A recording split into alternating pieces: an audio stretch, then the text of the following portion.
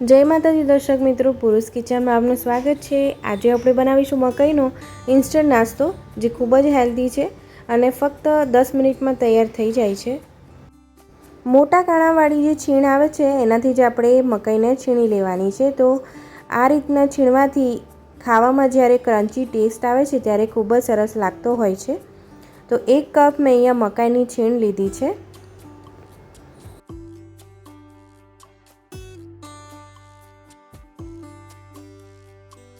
Medium સાઇઝનું એક ગાજરને મેં નાના નાના કટકામાં આ રીતે કટિંગ કરી લીધા છે, જેથી ખાતી વખતે આવે ત્યારે ક્રન્ચી ટેસ્ટ આનો ખૂબ જ સરસ લાગતો હોય છે। સ્વાદ મુજબ આપણે ધાણા એડ કરવાના છે। લગભગ મેં અહીંયા 2 ચમચી જેટલા લીધા છે। દાંડી સાથે લઈશું જેથી એનો ખાવામાં ટેસ્ટ સરસ લાગે। 1/4 કપ સોજી લીધો છે, તમે રવો પણ લઈ શકો છો।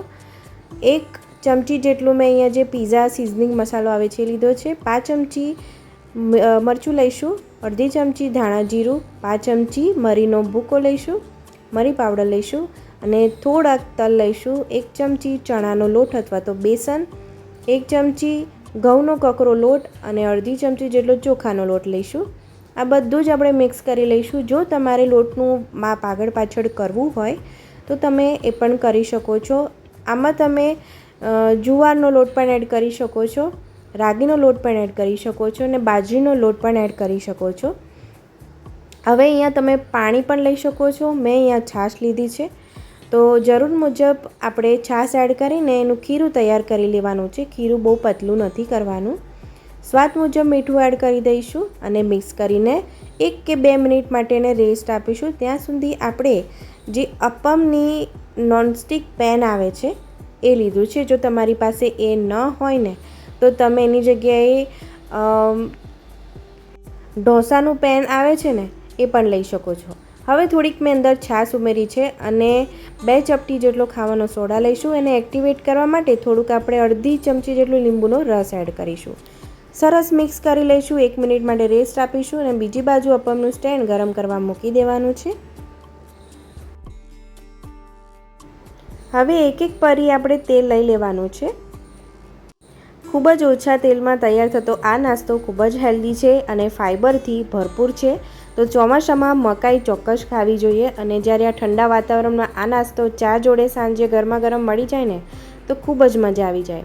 હવે એક ચપટી આપણે રાઈ એડ કરીશું અને થોડી તતળે પછી આપણે થોડાક ચપટી તલ પણ એડ કરવાના છે। તો તલ આપણે પહેલાં જે 3 ખાના છે એમાં એડ કરીશું અને તલ જલ્દી કાળા થઈ જતા હોય છે, એટલે આપણે તરત આ રીતે ખીરું મૂકી દેવાનું છે। તલ એડ કરવાના અને પછી તરત ખીરું પણ મૂકી દેવાનું, જેથી આપણે તલ બધા કાળા ના પડી જાય અને ટેસ્ટ પણ ના બગડે। આ જ રીતે આપણે બધા અપમ તૈયાર કરી લેવાના છે।